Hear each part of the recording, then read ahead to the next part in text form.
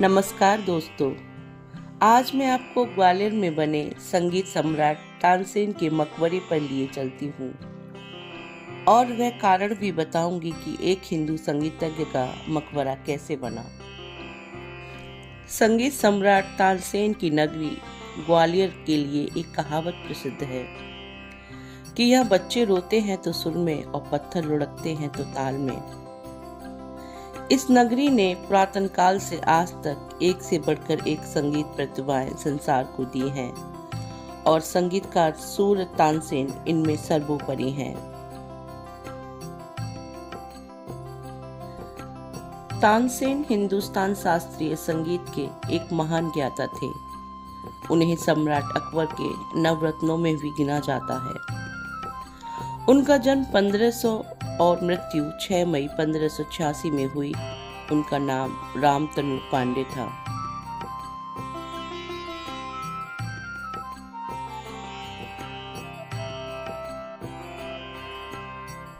तानसेन एक संगीतकार, संगीतज्ञ और गायक थे जिनको भारतीय उपमहाद्वीप के उत्तरी क्षेत्रों में कई रचनाओं का श्रेय दिया जाता है।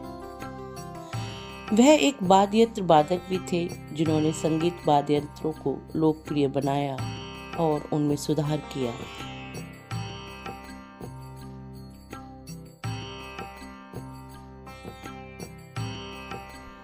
वह भारतीय शास्त्रीय संगीत की उत्तर भारतीय परंपरा, जिसे हिंदुस्तानी कहा जाता है, के सबसे प्रभावशाली व्यक्तियों में से एक है।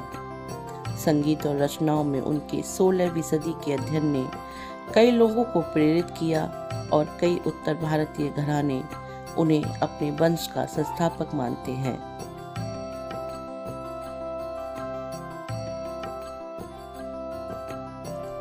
तानसेन ने अपना अधिकांश वयस्क जीवन रीवा के हिंदू राजा रामचंद्र सिंह के दरबार में बिताया, जहां तानसेन की संगीत क्षमताओं और अध्ययन ने उन्हें व्यापक प्रसिद्धि और अनुयायी प्राप्त कराए। तानसेन की प्रतिष्ठा ने मुगल सम्राट अकबर का ध्यान आकर्षित किया। अकबर ने राजा रामचंद्र सिंह के पास दूत भेजकर तानसेन को मुगल दरबार में संगीतकारों के साथ शामिल होने का अनुरोध किया। तानसेन ने शुरू में जाने से इनकार कर दिया और एकांत में चले जाना चाहा।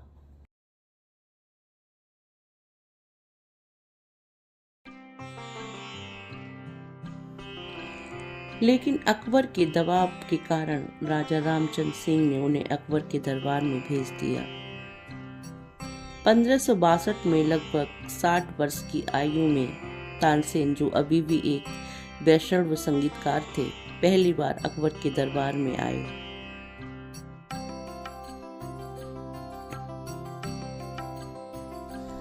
अकबर ने उन्हें नवरत्नों के 9 मंत्रियों में से एक माना और उन्हें मियाँ की उपाधि दी, जो एक सम्मानजनक उपाधि थी जिसका अर्थ होता है विद्वान व्यक्ति।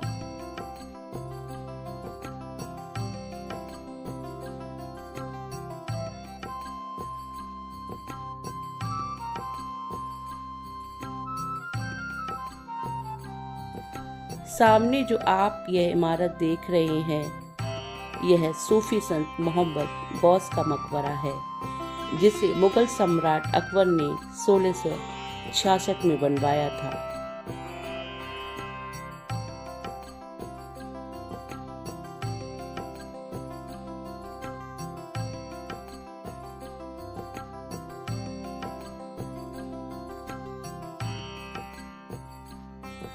संगीत सम्राट तानसेन के मकबरे से पहले मैं आपको उनके गुरु मोहम्मद गौस और उनके मकबरे के विषय में कुछ रोचक तथ्य बताती हूँ।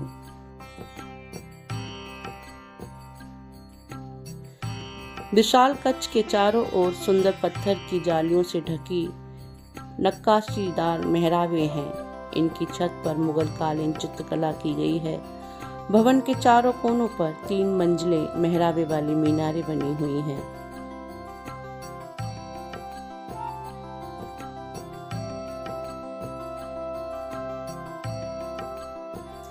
200 बाई 200 वर्ग फीट आकार का चौकोर भवन है। इसके मध्य भाग में एक विशाल कक्ष है जिसके बीच में मोहम्मद गौस का मजार है।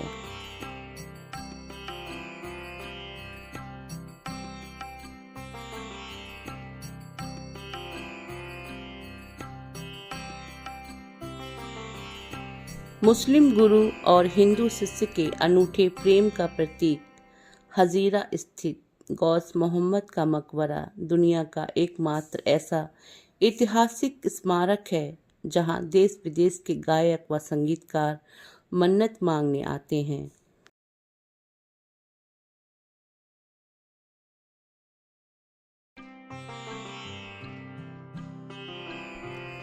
गौस मोहम्मद खान की मृत्यु आगरा में हुई थी, लेकिन उन्हें दफन ग्वालियर में किया गया था।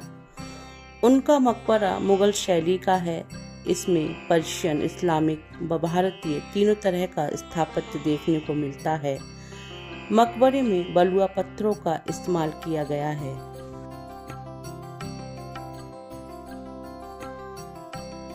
इस कक्ष के ऊपरी भाग में एक विशाल अर्धगोलाकार गुंबद बना हुआ है जो कभी नीले टाइलों से ढका हुआ करता था।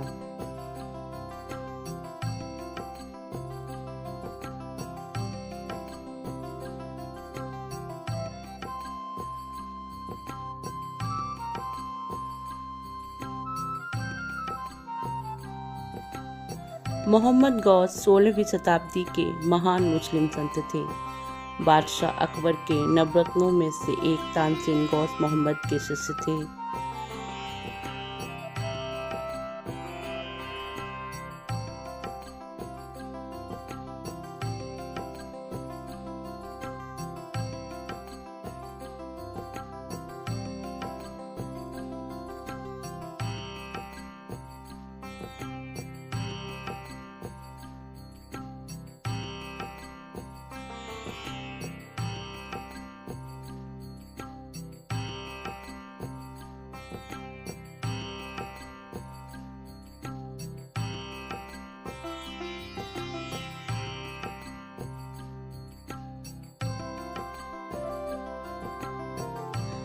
गौस मोहम्मद खान ने बाबर, हुमायूं व अकबर तीनों मुगल सम्राटों का कार्यकाल देखा था। चूंकि ये तीनों मुगल सम्राट इनके शिष्य थे, इसी कारण दरबार में इन्हें उच्च स्थान प्रदान किया गया।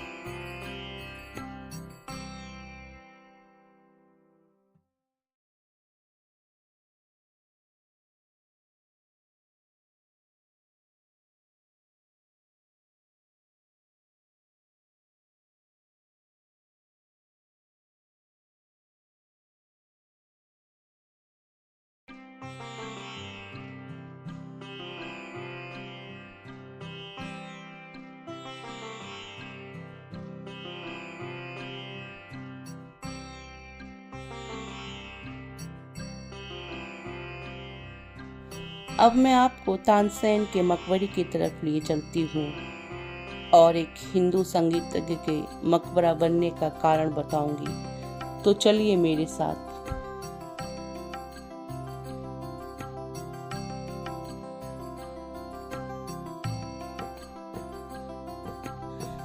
यह है तानसेन का मकबरा। तानसेन के मकबरे के साथ उनकी पत्नी को भी दफनाया गया है।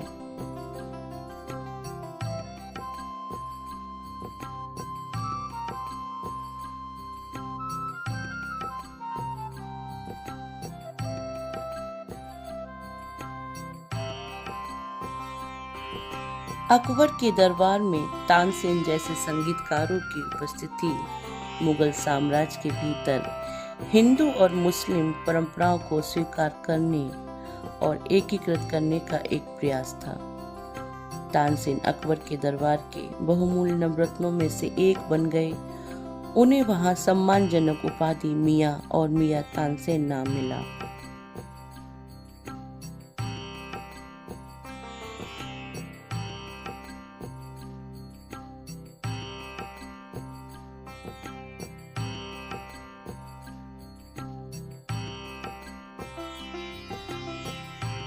तानसेन के ताऊ बाबा रामदास उच्च कोटि के संगीतकार थे। वे वृंदावन के स्वामी हरिदास के शिष्य थे।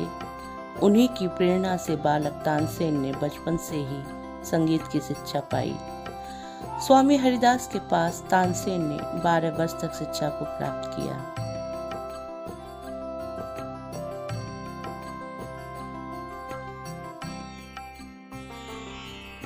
उन्होंने कई राग रागनियों की भी रचना की। मियाँ की मल्हार, दरबारी का अनहड़ा, गोजरी तोड़ी या मियाँ की तोड़ी तानसेन की ही देन है। उनकी समाधि पर हर साल तानसेन संगीत समारोह आयोजित होता है।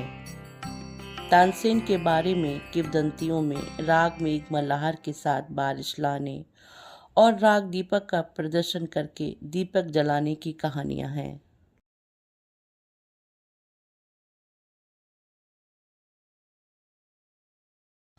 अपने जीवन के अंतिम पड़ाव में तानसेन की मुलाकात सूफी फकीर मोहम्मद गौस से भी हुई। गौस के साथ बातचीत ने तानसेन पर एक मजबूत प्रभाव डाला।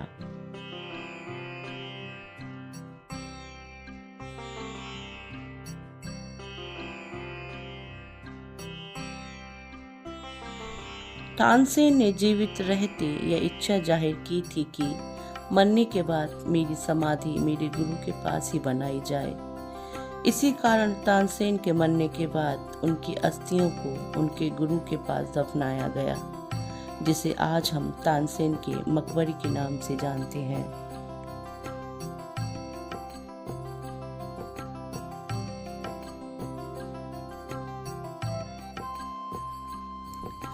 मैं उम्मीद करती हूँ मेरा यह वीडियो आपको पसंद आया होगा। प्लीज़ मेरे चैनल को सब्सक्राइब जरूर करें। वीडियो देखने के लिए अनेकों धन्यवाद। नमस्कार।